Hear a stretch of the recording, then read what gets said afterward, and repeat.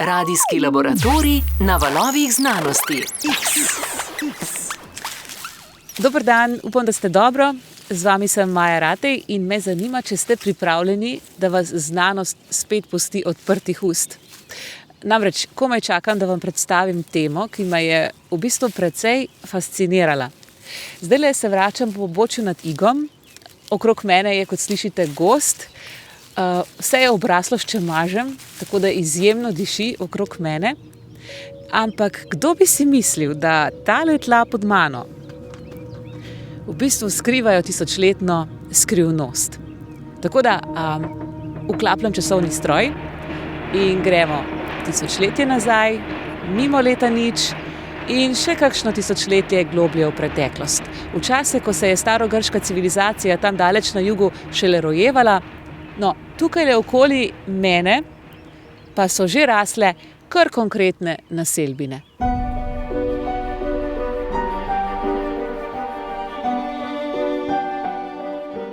Ja, če bi se želeli predstaviti v čas starejše železne dobe, bi tu pred nami verjetno stala serija hiš, morda bi bili tudi obdani z vojščaki, namreč nismo povabljeni verjetno, nismo bili napovedani pri njih, tako da si predstavljamo, da je takšna naselbina bila tudi varovana. Matija Črešnar je arheolog, na ljubljanski filozofski fakulteti vodi Center za interdisciplinarne raziskave. Danes pa je na terenu s skupino kolegov in študentov.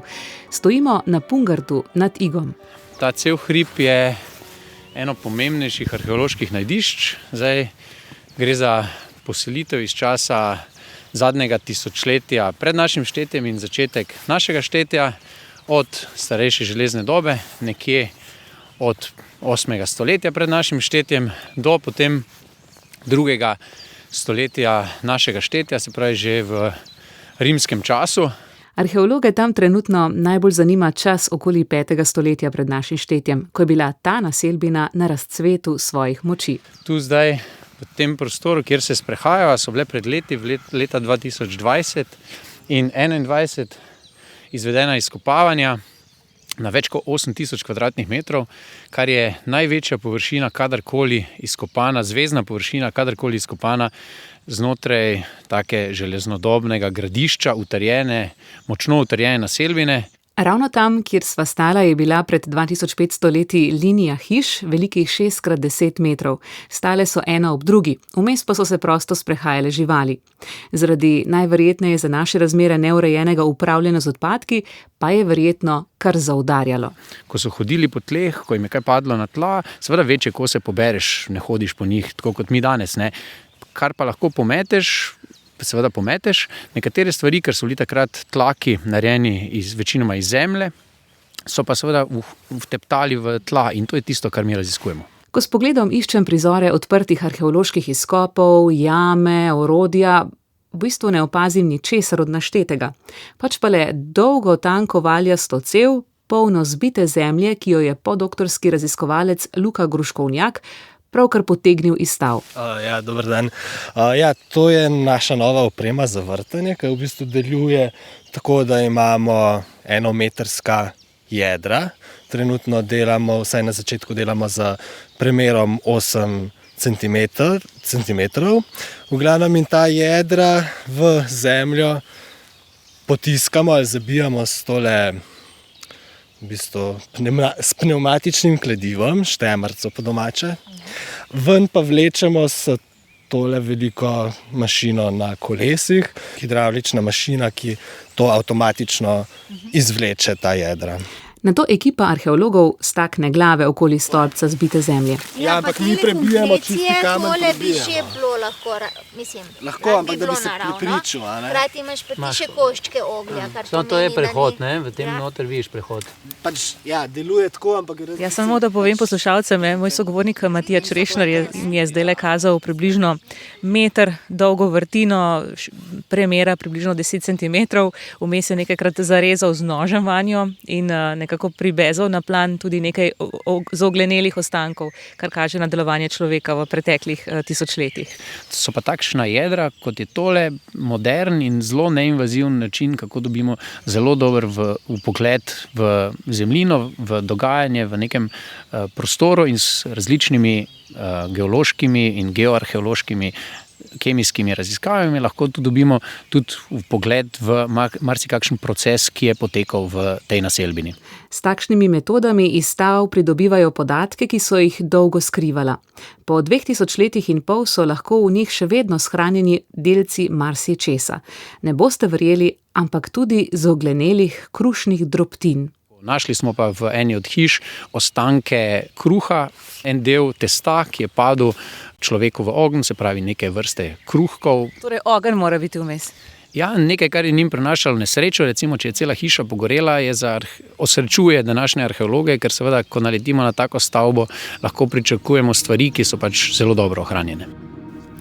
Kruh, zrnje, drobtine, ki so padli v ogenj, so lahko odlična časovna kapsula. In podobno je tudi s kremiranimi ostanki pokojnikov. Iz prgišča pepela in zoglenelih kosti lahko arheologi ugotovijo ogromno o tem, kako se je nek posameznik prehranjeval in kako se je gibal.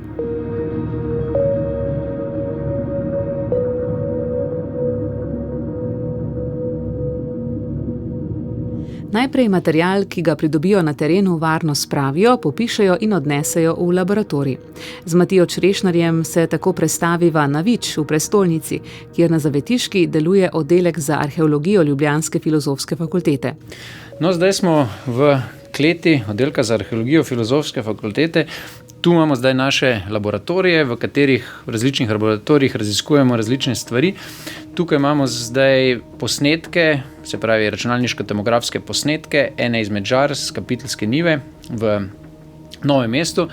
Mi najprej preučimo te poglede, se pravi pregledamo te slike, si ustvarimo neko mnenje, kaj nas čaka, ko bomo izkopavali, in potem počasi izkopavamo nek krop, to žaro, dokumentiramo malo, da ne vsako malenkost, vsak kamen, ki se najde, vsak kos keramike, ki se najde, vsaka kost, ki se odkrije. Ampak kaj tole gledava, recimo zdaj, če poslušalcem pojasnim, gledava neko tako polkrožno strukturo, nek tako, da bi en val prerezali na pol, notri jaz kot laik opažam samo en kup zemlje in nekaj malcu podobnega, ampak kaj pa točno je to? Ja, to je polovica enega groba z kapiteljske njive. To, kar vidiva pa v mavcu, je pa vzorec, ki ga bomo potem naprej poslali na izdelavo z bruska, kar bomo z mikromorfološkimi analizami natančno pogledali, da bomo prepoznali, kako so bile zemeljske plasti deponirane. Ampak tale zemlji podobna stvar, v bistvu gre za kremirane ostanke? Gre za ostanke groba, katerega del so tudi seveda kremirani ostanki človeka. Tukaj pa vstopi v igro naslednji sogovornik. We've gone with the team here in Ljubljana and the team from Brussels to more than 190 locations across Slovenia to collect plant samples to create a baseline for the work that we do. To je Kristof Snok, ki mi pripoveduje, da je v Sloveniji nedavno obiskal več kot 190 lokacij. The names are always difficult to remember for me, the Slovenian names, but Brižnjeva Gora was very beautiful. The areas around Novo Mesto, the city there was very nice as well. I did love Bled. In da se mu je v spomin kot najbolj idilična zapisala Brinjeva Gora nad Zrečami, pa tudi Bled. In ne, ta sogovornik po Sloveniji ni hodil kot turist, pač pa je na teh lokacijah zbiral predvsem vzorce dreves, grmovnic in trav, pa tudi zemlje in vode. Zakaj? Zato, ker je svojevrsten detektiv. So, I'm Kristof Snuk, I'm a research professor at the Vrije Universiteit. Sem Kristof Snuk, profesor na Svobodni univerzi v Bruslju v Belgiji. Sem kemijski inženir, pri čemer sem se dodatno izobraževal na področju arheološke znanosti. So, the two most exciting findings we've made with the team in Brussels and also with colleagues. Med svoji dve najbolj razborljivi razkritji uvrščam to, da smo pri Stonehengeu, znamenitem najdišču v Veliki Britaniji, ugotovili, da je do 40% tam pokopanih ljudi najverjetneje prišlo od drugod, kar kaže na velik pomen tega kraja daleč naokoli. And then the second is we were able to detect salt consumption in the bodies of our Kot drugo pa smo preučevali uživanje soli v telesih naših prednikov in ugotovili, da so Rimljani v Belgiji uživali skoraj 2-krat več soli kot njihovi predniki.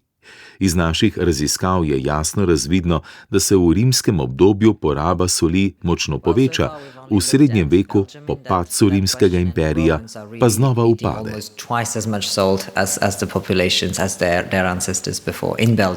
Kristof Snok je tisti, ki prejme v roke material, ki ga pripravijo arheologi.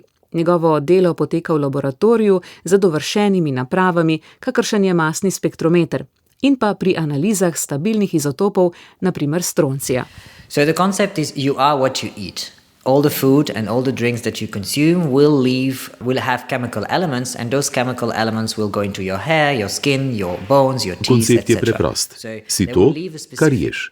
Vsa hrana in pijača, ki jo zaužijemo, vsebuje kemične elemente, ki nato prehajajo v naše lase, kožo, kosti, zobe in tako dalje, pri čemer ustvarjajo kemični zapis glede na našo prehrano.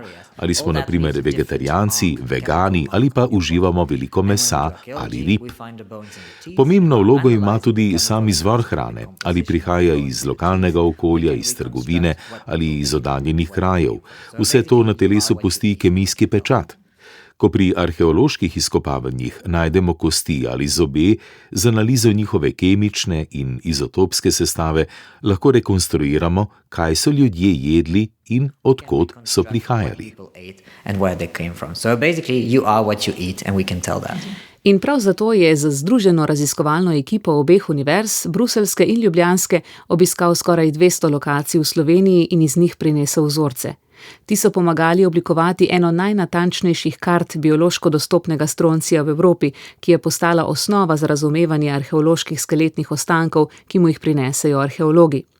Tako lahko potrdi, ali se ostanki kremiranega posameznika ujemajo z vzorci iz okolice. V nasprotnem bi to pomenilo, da bi lahko ta posameznik pripotoval od drugod oziroma užival hrano, ki prihaja od drugod. Pri tem uporabljamo masne spektrometre, velike inštrumente, s katerimi analiziramo majhne vzorce, težke le okoli 10 mg. Najprej iz vzorca izločimo kemijske elemente, nato pa jih z masnim spektrometrom identificiramo in določimo njihove deleže oziroma različice istih elementov, izotope. In s tovrstnimi metodami pridejo do besede do zdaj nevidne plasti zgodovine. For example, it's not really a new interpretation, but if you contrast historical sources with the bioarchaeological data, some historical sources will be biased towards. V zgodovinskih virih pogosto najdemo pristranskost, saj se pogosto nanašajo predvsem na moške ali na elito. Z bioarheološkimi raziskavami pa lahko naredimo nevidne ljudi spet vidne, ženskam, otrokom in širšemu prebivalstvu vrnemo glas in tako pridobimo bolj celostno sliko preteklih družb. Ja, posameznik tako dobesedno vstane iz pepela. Because of the fire, these bones also change in their structure and they become much stronger in terms of. Človeške kosti, ki so bile izpostavljene kremaciji, razpadajo počasneje kot nekremirane, saj postanejo mehansko močnejše. Zaradi ognja se struktura kosti namreč spremeni in postane odpornejša na zob časa.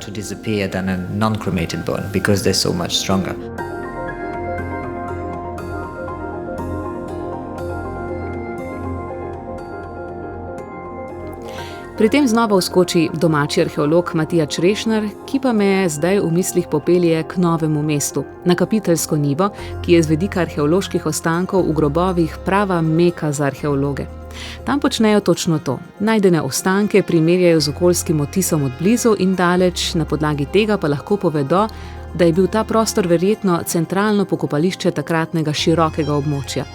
Ugotovili so, da se je v nekaj stoletjih 3-krat zamenjala kultura pokopavanja, pa tudi. Recimo čisto en konkreten primer, raziskovanje večkratnih pokopov. Namreč v nekaterih žarah lahko vidimo, da so bili v njih pokopanih več ljudi. To ugotovimo na podlagi osteoloških raziskav, kjer v eni žari dobimo recimo enake kose kosti večkrat, različna robustnost kosti, zelo močne kosti, ki kažejo neke odraslo osebo, zelo fragilne, gracilne kosti, ki kažejo na neke mlajše osebe ali pa otroke.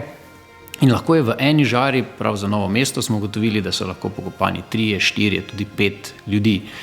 To je prvi nivo, ne? Drugi nivo smo šli pa potem na izotopske analize, kjer smo ugotovili, da so to lahko ljudje, ki niso jedli iste hrane.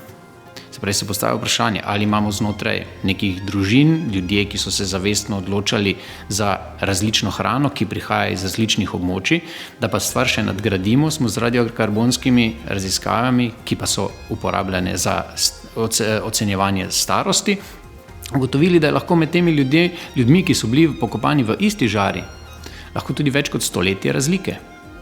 Kar nam postavlja popolnoma nova vprašanja. Čeprav mi ne vidimo, da bi tega človeka vsaka posebej pokopali, ampak so njihove kosti v žari premešane, je vprašanje potem seveda, kdaj je prišlo do pokopa, zakaj so ti ljudje skupaj pokopani, med katerimi so lahko 2, 3 generacije razlike, in je to popolnoma nek drug odnos do ljudi, ki jih niso samo skremirali in pokopali in se od njih poslovili, ampak je morda lahko, kot tudi poznamo v nekaterih skupnostih, tudi iz antropologije in tako naprej, da so oni ostali nekaj časa še del skupnosti, morda so jih imeli v svojih naselbinah, v svojih hišah in jih v enem trenutku, ko je bilo njim primerno, pokopali skupaj 2, 3 generacije, ne?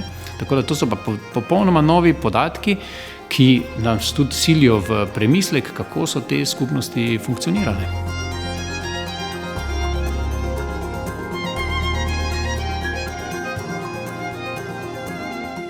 Novi presenetljivi podatki pa vodijo do novih interpretacij. Odprejo se poglavja zgodovine, za katera nismo doslej niti vedeli.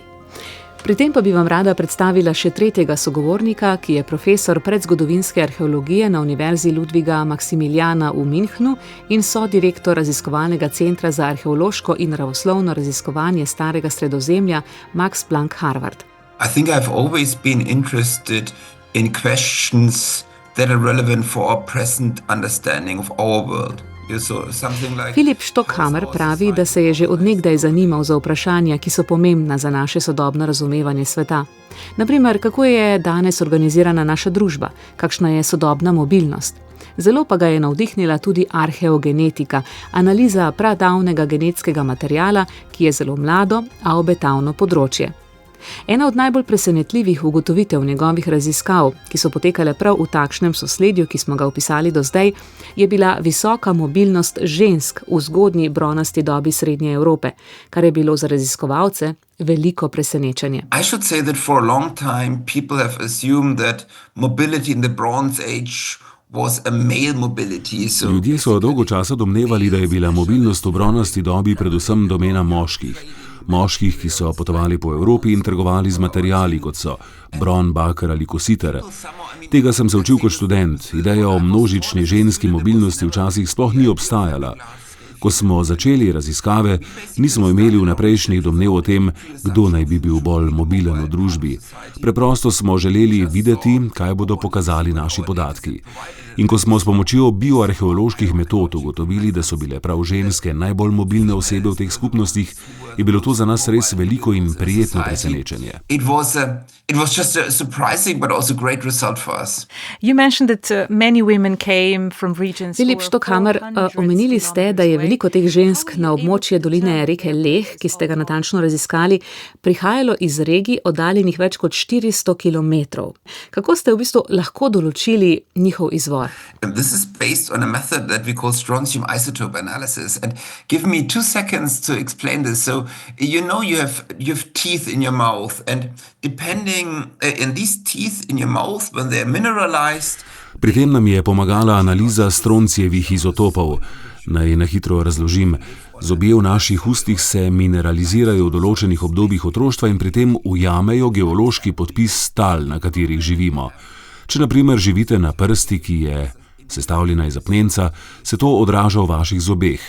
Drugi kočnik v ustih recimo odraža čas vašega življenja od 2. do 7. leta starosti, ker se v tem obdobju mineralizira. V naši raziskavi smo analizirali drugi in tretji kočnik, s čimer smo zajeli prvih 17 let življenja najdenih posameznikov. Ugotovili smo, da je bila pri mnogih ženskah, ki smo jih analizirali v južni Nemčiji, geokemična sestava v zobeh povsem neskladna z lokalnimi tlemi. Najbližja območja z ustreznimi geološkimi značilnostmi so bila v srednji Nemčiji ali na Češkem, približno 400 km stran.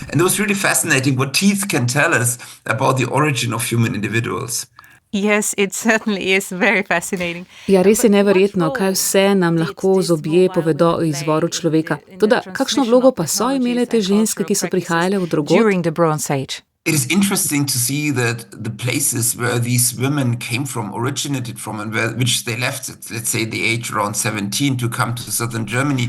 Zanimivo je, da so kraji, iz katerih so te ženske izvirale, torej osrednja Nemčija in Češka, v tistem času veljali za tehnološke centre zgodnje bronaste dobe.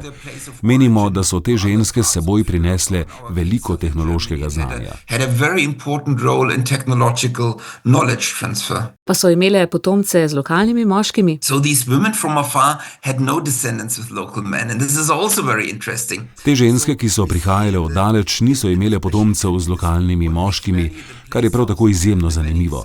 V dolini okoli današnjega Augsburga, kjer smo izvajali raziskave, smo ugotovili, da so bile skoraj vse odrasle ženske tujke. Tiste, ki so prišle iz krajev oddaljenih 400 km, niso imele otrok, temveč so prinesle znanje, otroke so imele le lokalne ženske. V vsaki kmečki domačiji smo imeli torej dve vrsti žensk, biološke matere in socialne matere iz oddaljenih krajev. Te druge so imele verjetno pomembno vlogo pri vzgoji otrok, kot dojilje in učiteljice, kar potrjuje tudi pokop ene od teh žensk skupaj z otrokom, ki ni bil njen biološki potomec.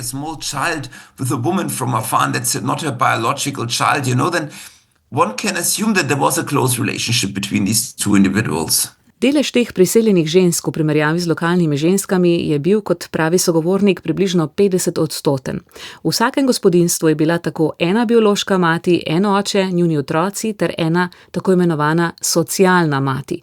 Pa tudi sicer se je tedanja družbena organiziranost razlikovala od današnje. I should say that before our study people have tried to reconstruct something like stratified societies for the early Bronze Age with elites and then sub-elites and whatever, you know. Pred našimi raziskavami so si družbo zgodnje bronaste dobe predstavljali kot močno razslojeno, z elito, podelito in ostalimi sloji. Mi pa smo se odločili za popolnoma drugačen pristop. Raziskovali smo pokopališča, ki so bila vezana na posamezne kmečke domačije. Na območju, ki smo ga preučevali v južni Nemčiji, ni bilo nobenih utrdb ali palač, temveč le razpršene kmetije, oddaljene od 500 metrov do 2 km druga od druge. Pri vsaki domačiji smo zasledili že omenjeno strukturo: biološka mati, socialna mati, oče in otroci. Dedovanje domačije je potekalo po moški liniji. Hčerke so morale, ko so dopolnile 17 let, zapustiti dolino in se poročiti drugje.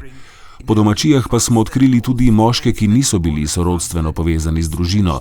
Bili so revno pokopani, kar nakazuje, da so bili morda del osebja, morda celo nesvobodni. Razslojevanje torej ni potekalo med različnimi družinami. Nismo našli bogatih in revnih družin, temveč znotraj ene same domačije, v kompleksni raznoliki skupnosti različnih pravic, izvorov in možnosti. Possibilities of reproduction, with living together in the same house and forming such a complex stratified environment.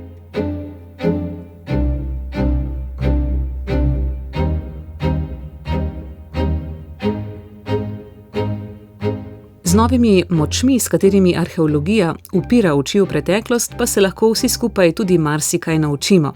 Naprimer to, da so bile migracije v preteklosti nekaj najbolj vsakdanjega, pa kakšen odnos so imeli do bolezni in tudi to, kako so se naselbine tako dolgo ohranile. Ljudje so bili manj statični, to je pa nekaj, kar je nedvomno, da je to bilo v več obdobjih, na več območjih, kjer so bile raziskave izvedene, da je ta statičnost mogoče neka lastnost zadnjega časa pri nas. Well, in a simple way, the borders that we have today, if we study the past, they're completely different. Meje, kakršne poznamo danes, v preteklosti niso obstajale. Govoriti, da so bili ljudje pred 2000 leti v Belgiji Belgijci, nima pravega smisla. Pomembno je razumeti, da so bili prebivalstvo, izmenjave in mobilnost v preteklosti zelo razširjeni. Mi danes smo rezultat neprestanega mešanja in migracij v preteklosti. In zato je pomembno sporočilo. Tudi danes, ko ljudje prihajajo v naše države, se pravzaprav dogaja nekaj, kar se je dogajalo že od nekdaj. Smo rezultat stalnega pretoka ljudi in zavedanje tega nam lahko pomaga bolje reševati današnje izzive. Keeping that in mind can help us better address the challenges of today. And this is something how people try to explain and recover from pandemics is something that really interests me because now with our bioarchaeological methods Danes lahko z bioarheološkimi metodami sledimo nalezljivim boleznim globoko v preteklost, celo v čase, ko še ni bilo pisnih virov. Zmoremo celo slediti širjenju bolezni. In to je zdaj v središču mojega zanimanja. Razumeti vlogo nalezljivih bolezni v preteklosti. Ne z medicinskega vidika, temveč z vidika, kako so se ljudje z njimi spopadali, kako so razvijali odpornost in kako so ti procesi spreminjali načine človeškega bivanja. In these contexts develop and change ways of human existence, let's put it like this. So those civilizations can teach us a great deal also today. Absolutely. Ima neko kontinuiteto, odkot izvira ta njena upornost, zakaj, na kakšne načine, kaj so bili njihovi politični prijemi ali pa družbeni prijemi, da so bili tako uporni. To poskušamo raziskati in v naslednjih projektih bomo raziskovali ravno to, kako so ljudje reagirali v času izzivov, pa so to izzivi, ki jih prinaša narava, spremembe v klimatskih pogojih, lahko tudi neke mikrostvari, kot so poplave, smo na robu Ljubljanskega barja in brez dvoma so bili njihovi prostori tudi s tem omejeni. Na drugi strani pa tudi časi socialnih sprememb, kako se je človek odzival recimo na prihod Rimljanov v ta prostor, ne. Tako da tu so številna vprašanja, na katera še želimo odgovoriti in tudi na ta način informirati današnjega človeka, ne, da smo se vedno selili, da so bile vedno družbene spremembe, da so bili vedno izzivi in seveda, če smo se na pravilen način odzvali, smo preživeli, smo ostali in ker smo še tu, smo.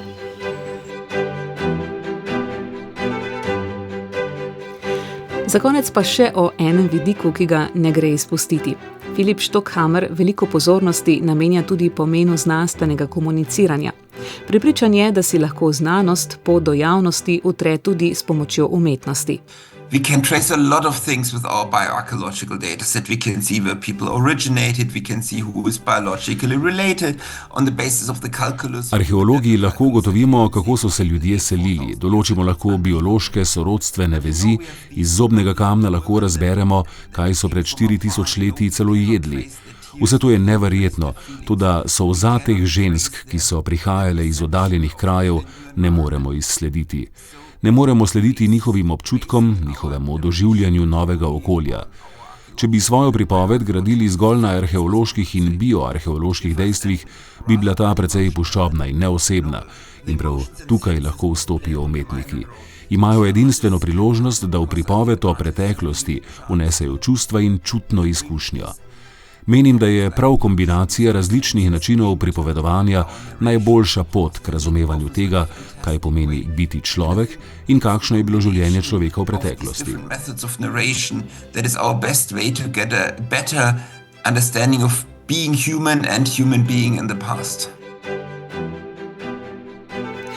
Da bi vse to približal najmlajšim, pa je med pandemijo mlade navdušil tudi za poučno računalniško igro Bronzeon. So we developed this computer game because we wanted to reach also audiences that are usually not going regularly to museums or something like this. You know, Igro smo razvili, ker smo želeli doseči tudi tiste skupine, ki običajno ne zahajajo redno v muzeje. Veliko mladih danes, oziroma bolje rečeno veliko staršev, svojih otrok ne pelje redno v muzeje. A menim, da je pomembno, da se prav vsakdo uči o preteklosti. Skoraj vsi otroci in mladostniki pa danes igrajo računalniške igre, zato sem si zamislil, da bi jih na tak način lažje nagovorili in jih učili o preteklosti.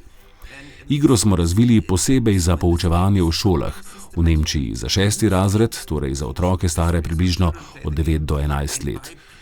Učenci se o bronasti dobi učijo skozi igro s pristopom učenje skozi neuspeh. Ko igrajo, morajo, če ne preživijo, začeti znova. Ni navodil, ki bi jim povedala, kaj naj naredijo, tako kot tudi ljudje v bronasti dobi niso imeli priročnikov.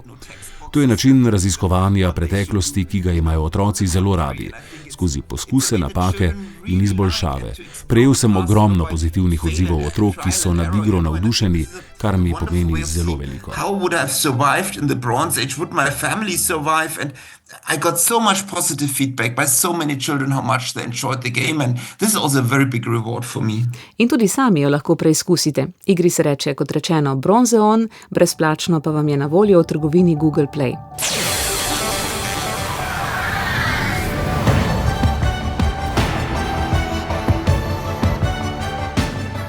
Tako, tukaj pa sklepamo tokratno popotovanje frekvence X v preteklost ob pomoči arheologije. To, kako se lahko ljudje kot feniksi ob pomoči znanosti znova dvignejo iz prgišče pepela, kako nam lahko na prvi pogled zbita zemlja povsem obrne pogled na preteklost, je vsekakor zelo razburljivo.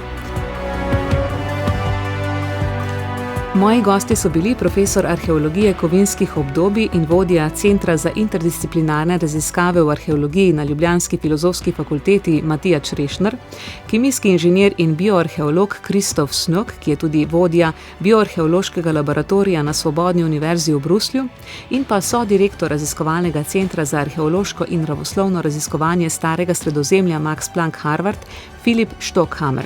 Vsi moji sogovorniki svoje znanstvene metode združujejo tudi v prihodnje, saj skupaj začenjajo projekt Mattress, materialna odpornost v časih podnebnih in družbenih sprememb. No, zelo zanimivo pa bo tudi prihodnji teden. Celoten programski pas med 10. in 13. uro namreč na Valu 202 posvečamo kvantni fiziki in tehnologijam v zvezi z njo. Letošnje leto so namreč Združeni narodi razglasili za leto kvantnih znanosti in tako se bomo z vrsto znanstvenikov v živo javljali z Inštituta Jožefa Štefana in Fakultete za matematiko in fiziko v Ljubljani. Med drugim sem obiskala Inštitut Nielsa Bohra v Kebenhavnu, kjer se je pravzaprav rodila kvantna fizika. Prihodnjo sredo dopoldne pa bodo v Sloveniji tudi prvič javno demonstrirali kvantno prepletenost oziroma kršitve Belovih neenakosti s prepletenimi fotoni. In tudi mi bomo zraven. Za pokušino pa razmislek enega od študentov fizike, zakaj je kvantna fizika tako fascinantna in čudna hkrati. Ja, meni je najbolj všeč, da se reče, da ima kvantna mehanika drugačna pravila igre. V smislu, da nekako v tem svetu, kjer smo, vemo, kaj se dogaja, lep primer je, dajmo v škatlo rdečo kroglico ali pa modro kroglico. In mi že predno odpremo to škatlo, je ta kroglica noter bodi si rdeča, bodi si modra. In ko odpremo škatlo, vemo, kakšna je bila ta kroglica tudi predtem. V kvantnem svetu, če damo v škatlo rdečo ali pa modro kroglico, te dve kroglici nekako hkrati v tej škatli obstajata. In potem, ko mi to škatlo odpremo, vidimo, kakšna je kroglica v tistem trenutku in ne vemo, kakšna je bila prej. Čeprav vidimo, da smo odprli in je bila kroglica rdeča, to ne pomeni, da je bila tudi prej rdeča. To je nekako ta glavna stvar, ki dela kvantno mehaniko čudno, zaradi katere rečemo, da je čudna, ker so pravila igre drugačna, kot jih poznamo v tem našem svetu. Vabljeni torej v našo družbo tudi prihodnji teden. Adijo!